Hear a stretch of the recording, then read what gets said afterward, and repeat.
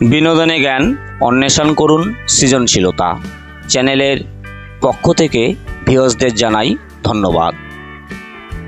আমার আজকের ব্লগ বাংলার অনন্য এক ইসলামিক স্থাপত্য আদিনা মসজিদকে নিয়ে। আদিনা মসজিদটি পশ্চিমবঙ্গের মালদহ জেলার হজরত পান্ডুয়া বা ফিরোজাবাদে অবস্থিত। এটি কেবল বাংলারই নয়, গোটা উপমহাদেশের মধ্যে বৃহত্তম মসজিদ। আদিনা মসজিদের মতো প্রাচীন বাংলায় এই ধরনের মসজিদ দ্বিতীয়টি নির্মিত হয়নি।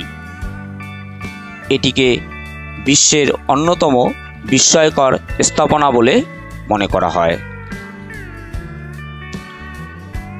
মসজিদের পিছনের দেওয়ালে প্রাপ্ত একটি শিলালিপি অনুসারে জানা যায়, মসজিদটি 1373 খ্রিস্টাব্দে ইলিয়াস শাহের পুত্র সিকান্দার শাহ নির্মাণ করেন।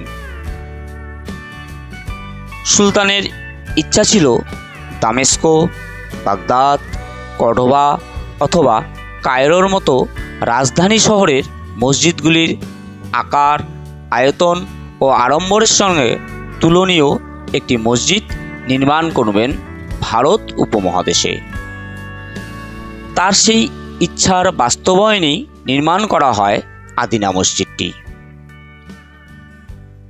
শুধু আকার আয়তনেই আদিনা মসজিদ ওই নগরী সমূহের মসজিদগুলির সঙ্গে তুলনীয় নয়, নকশা ও গুণগত দিকেও এটি বিশ্বের সেরা মসজিদগুলির প্রথম সারিতে। মসজিদটির তিন দিকে ছিল খিলান দ্বারা আচ্ছাদিত পথ এবং ছিল কিবলামুখী বিশাল নামাজ কক্ষের মাঝখানে উন্মুক্ত প্রাঙ্গণ। উপরোক্ত বৈশিষ্ট্যগুলির কারণেই বলা যায় যে আদিনা মসজিদে কোনো কিছুরই কমতি ছিল না।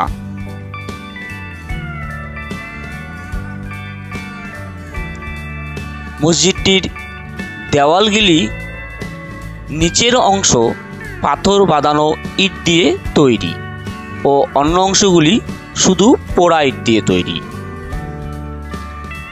মসজিদটির গম্বুজের সংখ্যা 306 থেকে 370টি বলে জানা যায়।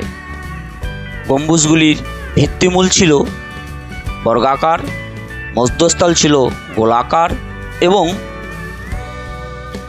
উপরের শীর্ষস্থান ছিল বাঁকা। বর্তমানে পতিত গম্বুজগুলি উল্টানো পানপাত্রের মতো, যা সুলতানি আমলের অন্যতম বৈশিষ্ট্য। কালের চাপ উপেক্ষা করে বর্তমানে মসজিদটির খিলানদার সহ পশ্চিম দেয়ালের অংশবিশেষ মাত্র টিকে আছে। সমগ্র মসজিদটির অলঙ্করণ করা হয়েছিল বিভিন্ন ধরনের স্থানীয় উদ্ভিজ নকশা দিয়ে, গোলাপ সদৃশ ফুলের নকশা দিয়ে, বিমূর্ত অ্যারাবেক্স নকশা দিয়ে, জ্যামিতিক নকশা দিয়ে, বর্ণনাতীত জটিল নকশা দিয়ে। এই মসজিদের সমস্ত কিছুই আকর্ষণীয় করে তৈরি করা হয়েছে। এই মসজিদ নির্মাণের ক্ষেত্রে পুরো সৃজনশীলতাই দেখানো।